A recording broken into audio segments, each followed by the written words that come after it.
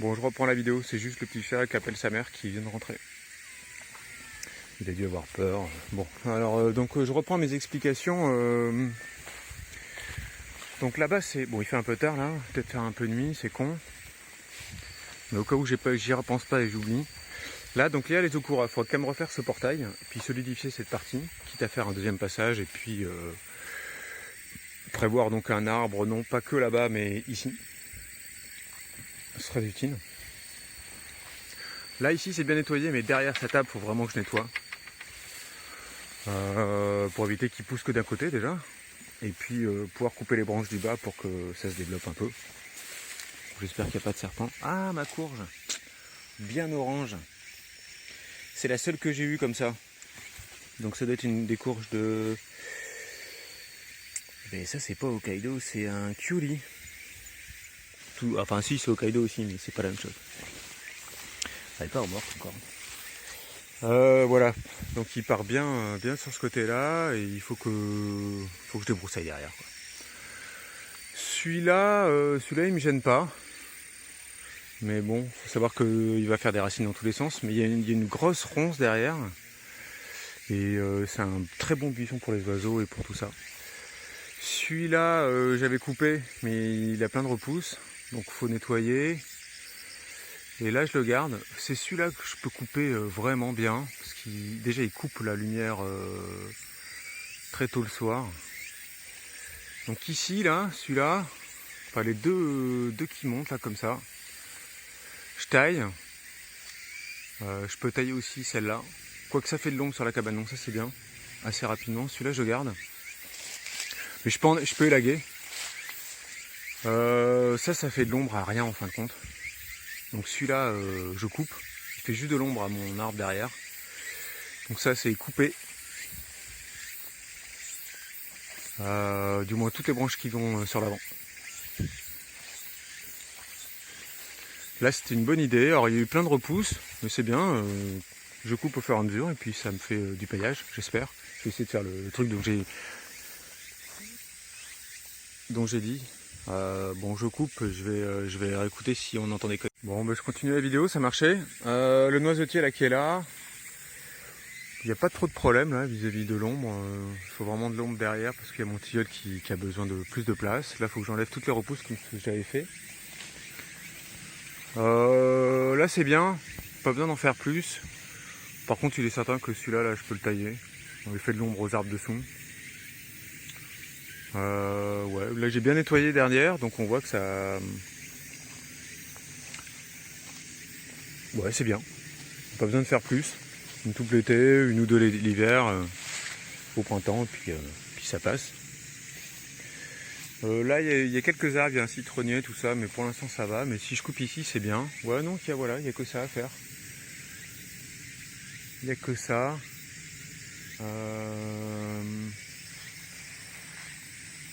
Ce que je veux dire, les plantes bio-indicatrices, le rumex, il est un peu au ralenti, il fleurit plus.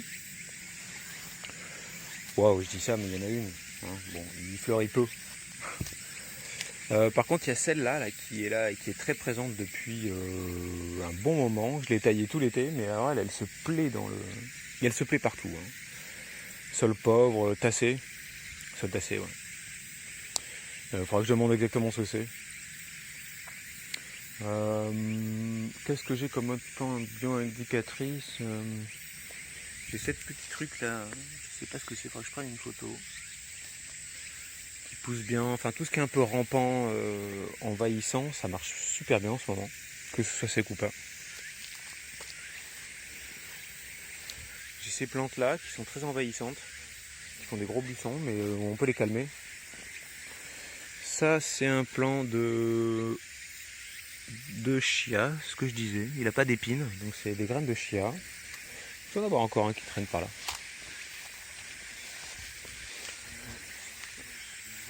Ah, il y a les thons, mais c'est pas des thons ici, ils ont la taille d'un frelon. Qu'est-ce qu'il y a comme autre truc les trucs invasifs, sorte de plumeaux hauts qui étaient au fond là-bas, c'est pour ça que je montre là-bas. Il y en a presque pas cette année. Donc il a vraiment dû faire sec.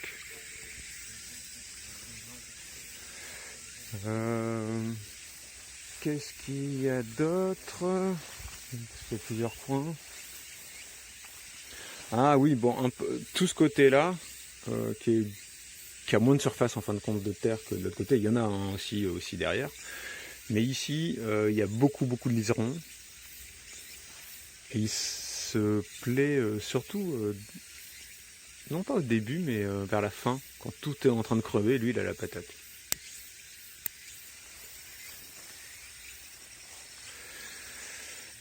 Voilà, je réfléchissais quand même à des systèmes d'eau, un par là, un qui suit les arbres, et on va dire 2 qui me permettent de désolidariser et puis de faire des ronds là-bas. Alors plus ou moins mobile, donc enterré moyen, c'est-à-dire au niveau du paillage.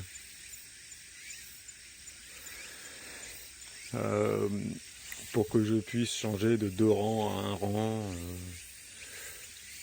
de ces 2 à un autre, il suffit que je mette des engrais verts et puis ça marche, j'ai pas besoin vraiment d'arroser les engrais verts. Là il y a beaucoup de lignes, pardon, mais il faut que je vois comment je peux faire des systèmes de dérivation. Donc là il y en aurait 3 au début, puis sur cette ligne là il y en aurait peut-être 4. Faut voir au niveau de la pression. Et puis après, forcément, je peux me renseigner sur les micros pour faire perforation, 2 microns, je sais pas quoi, mais en japonais j'y comprends rien, enfin plutôt en chinois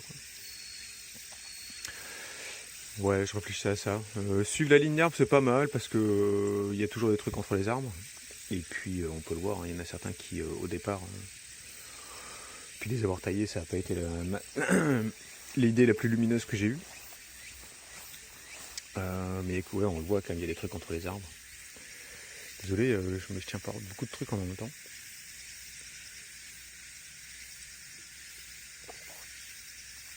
Les grosses fleurs jaunes qui étaient à peu près partout dans ce champ, pratiquement, il y en a presque plus. Ah si, il y a les fleurs trucs envahissants, mais il y en a beaucoup moins. Beaucoup moins. Le fait que je retourne plus la terre aussi.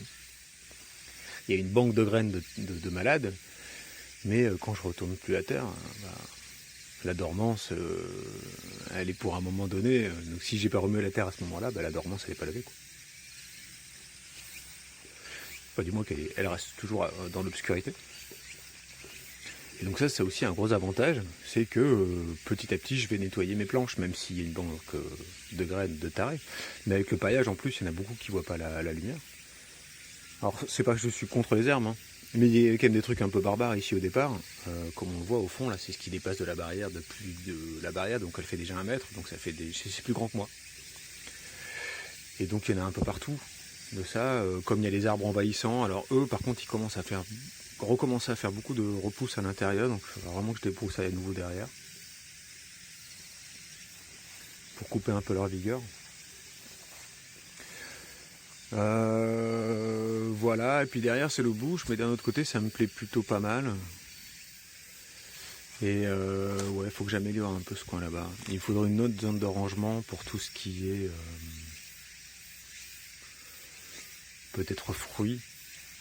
Mais c'est vrai que j'ai pas de. Là-haut c'est pas très sûr, hein, les sangliers. Ouais, j'adore le mec qui m'a dit que c'était pas vraiment. Je me rappelle encore de la vidéo que j'ai faite, tellement j'étais énervé contre ce connard de chasseur soi-disant professionnel. Je crois qu'il y a beaucoup d'amateurs. Bon, qui passent leur permis de chasse parce que voilà, ça leur donne le droit de tuer des sangliers. Mais c'est des amateurs quoi. Oui, c'était pour un plan, il y avait un plan, j'avais pas fini la barrière, il y avait un truc qui était venu, et c'était effectivement des sangliers, et les sangliers sont pas cons, ils suivent la ligne. Alors il était venu là-haut, il avait hésité, et puis il avait abandonné l'idée. Putain, ils ont refait plusieurs lignes là, ils passent par ici là. Puis après entre le champ là-bas, là-haut, et puis l'extrémité, ils passent par là, puis j'en ai vu plusieurs fois en haut. Donc ouais, tout ça pour dire que là-haut c'est pas très sécure, et puis j'y suis moins que en bas, donc forcément j'ai pas suffisamment d'ombre. C'est ça le problème. Et puis l'arbre que j'ai mis, le tilleul là-bas, avant qu'il pousse. Non, il faudra que je trouve un châtaignier ou un noyer, enfin des trucs à croissance assez rapide. ou du moins qui sont tellement hauts et tellement gros que ils sont pas rapides. Les tilleuls c'est rapide aussi, mais apparemment ici c'est lent. Voilà, on verra. C'est pas trop forestier ici, c'est vrai. Bon, j'ai donné des croquettes à chachette, il n'y a que la petite qu'on a eue. Voilà pour plan de vue indicatrice et les tailles à faire. Cet arbre je vais le laisser pousser, il y en a un autre qui est là-bas, c'est les arbres sauvages.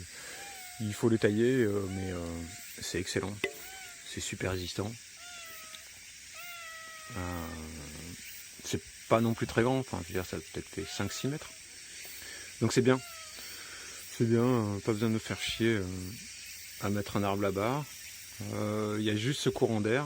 J'hésite à condamner une butte et à mettre des arbres et puis peut-être une haie de je sais pas quoi. Parce qu'à cette saison, il y a vraiment pas beaucoup d'arbres fruitiers, quoi. À part les figuiers, mais les figuiers, ça fait 3-4 mètres de circonférence. Ouais, 3 mètres de circonférence, parce que ça s'étale là. Alors, 3 mètres, je suis gentil, ouais, 4 mètres. Donc est-ce que je condamne le carré qu'il y a au milieu? J'ai pas encore trouvé ce que je pouvais y mettre. Comme mon sol n'est pas très profond, les trucs qui sont pas très hauts, ils vont s'affaisser. Tout ce que j'ai tenté, hein, les Marlbury Tree, mes haricots, qui sont pas comestibles. Ouais, il n'y a pas grand chose qui prend de la hauteur, à part cet arbre, mais il est près de la forêt déjà. Le noyer là.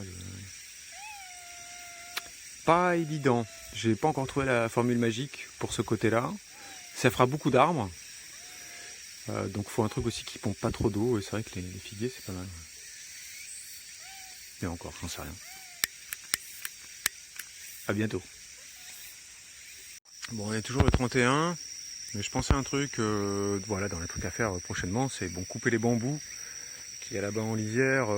C'est des bons bambous, assez droits, donc si j'en ai besoin, si je veux faire des structures pour l'année prochaine, quand le sol sera souple, c'est le bon moment. De toute manière, voilà, je pourrais faire aussi bientôt du charbon.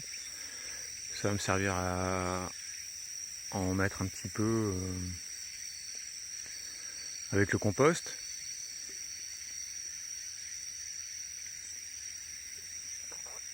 Le problème du charbon, c'est qu'il faut toujours l'alimenter, donc il ne faut pas en mettre partout du charbon. Il faut en mettre vraiment dans des zones où on veut faire du semi tout le temps, semi-direct. Donc voilà, voilà le bois, le charbon. Ce que je me disais, c'est que le carré qui est au milieu là, enfin voilà, je pensais aux arbres, je me disais ça sert à rien déjà de les garder.